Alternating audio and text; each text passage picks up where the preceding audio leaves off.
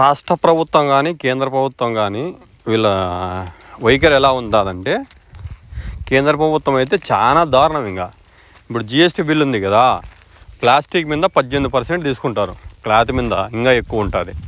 మేము అమ్మేది ఎందుకంటే నేను ప్లాస్టిక్ ఐటమ్ బుక్ చేస్తాను కాబట్టి 18% జిఎస్టీ బిల్లు కట్టాల. చూడండి షాప్ మొత్తం చూపిస్తాను. జిఎస్టీ బిల్లు కట్టకపోతే మనకు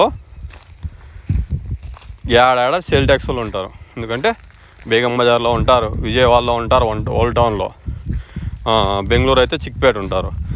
ఏడల్లో ఆడ కేంద్రం నిఘా వర్గాలు ఉంటాయి, కెమెరాలు ఉంటాయి. ఆడల్లో బాక్స్ తీస్తే జిఎస్టీ బిల్ లేకపోతే ఫైన్ 10,000 వేస్తారు ఫైన్. మనం ఆడ 20,000 తీసుకుంటే ఎంత అవుతుంది? 4,000 అవుతుంది కదా.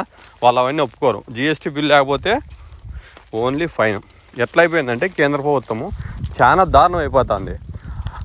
ఆ 18% 100 రూపాయలకి 18 రూపాయలు కడితే అది ఎవరి మీదకి పడుతుంది భారము? కస్టమర్ మీదకే కదా. ఇది ఒక 18 రూపాయలు, ట్రాన్స్పోర్ట్ 10 రూపాయలు, 30. ఇంకా మా షాప్ బాడికి, మా పిల్లల ఖర్చు, మా ఖర్చు అన్నీ వేసుకుంటే ఎంత పడుతుంది? 3 రేట్ పడుతుంది. ఐటమ్ మీద 3 రేట్ పడుతుంది.